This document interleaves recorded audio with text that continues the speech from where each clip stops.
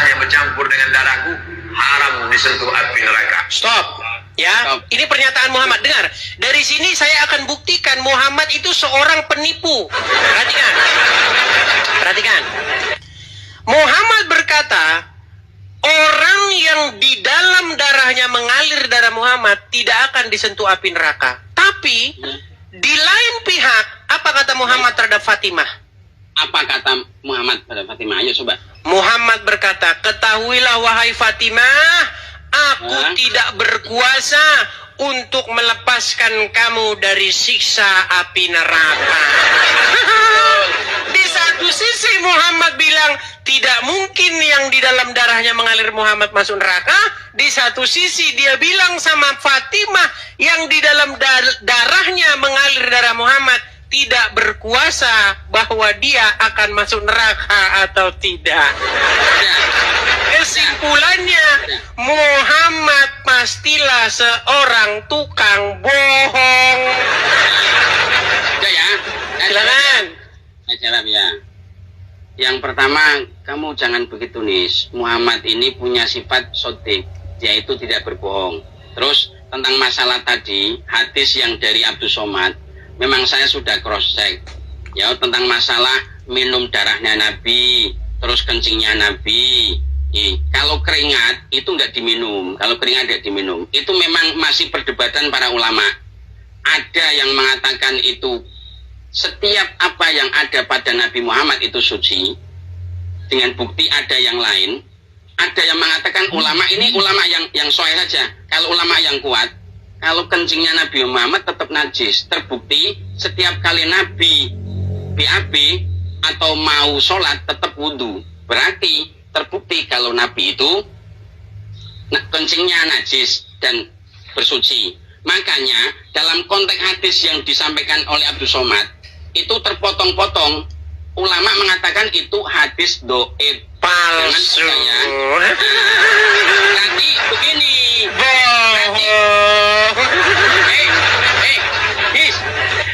Kasih dong saya waktu untuk bicara. Ya, silakan.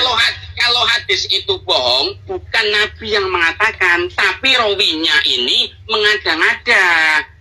Begitu. Kalau hadis doib, hadis yang palsu, itu bukan Nabi yang berkata, bukan, tapi para sahabat dan di bawahnya ini tidak mendengar, tapi dia mengada-ngada.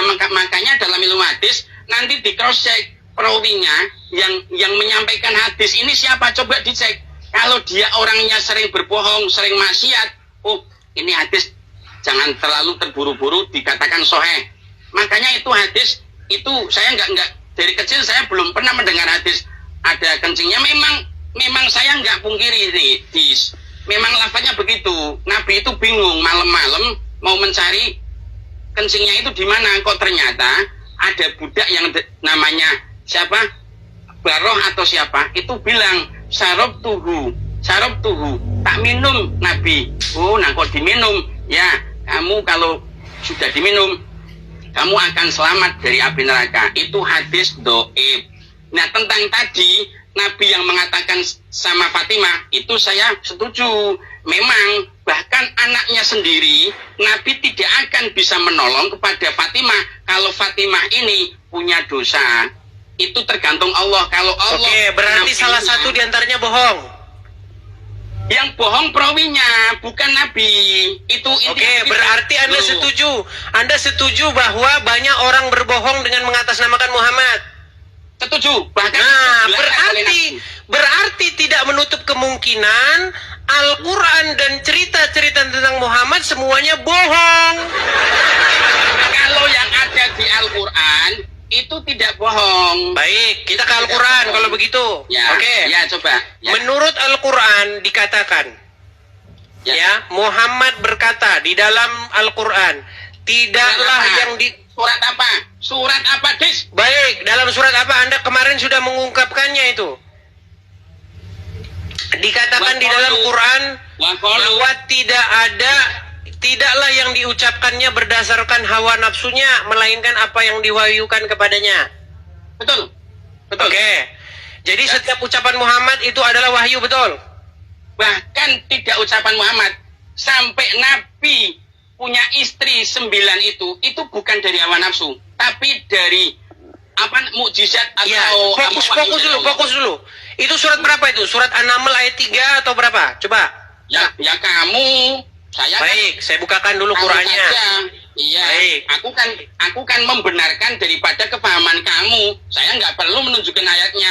Kamu yang baca, nanti kamu mesti salah. Saya yang meluruskan. Begitu, Besti. Baik. Ayo, coba. Baik, kita bukakan ya di dalam Quran surat An-Najm ayat yang keempat. Wa ma yantiqu anil hawa in huwa illa wahyu yuha. Ya, Coba. gimana?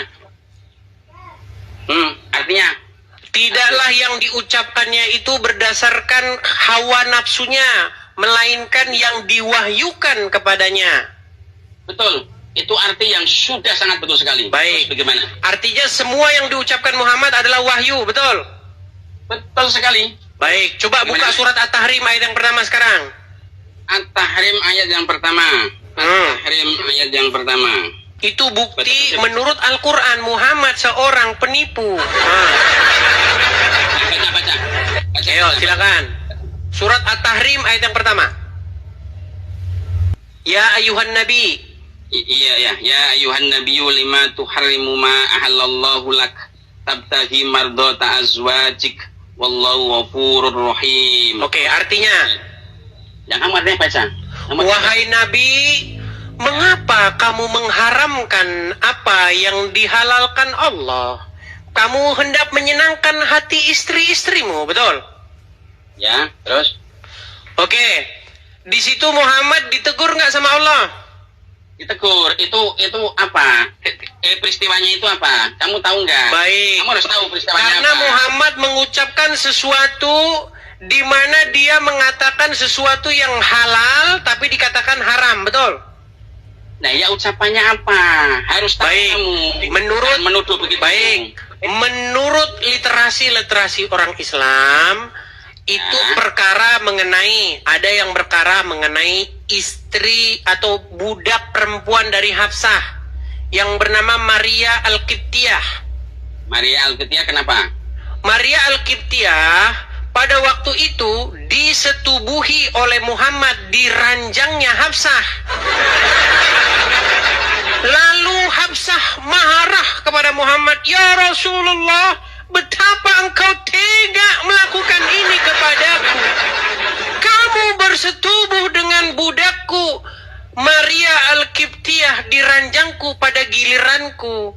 Lalu Muhammad bersumpah, "Aku haramkan mulai hari ini Maria Qibtiyah." Lalu turunlah ayat, "Mengapa kamu mengharamkan yang dihalalkan Allah bagimu?" Itu literasi yang pertama. Kemudian literasi yang kedua mengenai bagaimana Muhammad meminum madu di rumah Zainab. Jadi dia berkunjung ke rumah Zainab. Lalu dia meminum madu di sana. Lalu dia ketika pulang ke rumah ternyata Hafsah dan Aisyah bersekongkol. Nah, makanya Al-Quran ini buku cerita tentang Muhammad dan istrinya. Ya. Jadi ketika tenang, nanti Anda giliran bicara habis ini. Tenang. Ketika Muhammad pulang, sehabis dia minum madu di rumah Zainab, Hafsah dan Aisyah bermufakat untuk berkata bahwa mulut Muhammad bau. Bau apa? Bau maghafir. Ya kan? Nah, ketika itu karena Aisyah dan Hafsah bersepakat untuk mengatakan mulut Muhammad bau maghafir, Muhammad berkata, "Demi Allah, saya tidak akan lagi minum madu di rumah Zainab." Jadi, ayat itu berkenaan bagaimana Muhammad mengharamkan sesuatu yang sesungguhnya halal. Padahal di dalam surat An-Najm ayat 3 dan 4 tadi, tidaklah yang diucapkannya itu berdasarkan hawa nafsunya, melainkan berdasarkan yang diwahyukan kepadanya. Bagaimana mungkin Allah menegur Muhammad atas apa yang keluar dari mulutnya? Bukankah yang keluar dari mulutnya adalah wahyu? Maka kesimpulannya adalah salah satu di antaranya haruslah pembohong Apakah Al-Quran yang pembohong atau Muhammad yang pembohong? Coba. Kesimpulannya yang pembohong kamu, Dis. Coba silakan. Apa? Berkaitan dengan peristiwa apa itu dalam At-Tahrim ayat yang pertama? Soalnya apa yang kamu pahami itu memang semuanya salah. Coba apa? Kalau begitu berkaitan dengan apa itu? Iya, kita tetap bahwa Nabi Muhammad. Tenang. Berkaitan dengan peristiwa apa itu At-Tahrim yang pertama? Nah, kamu tentang peristiwa apa coba? Tadi kan sudah saya jelaskan.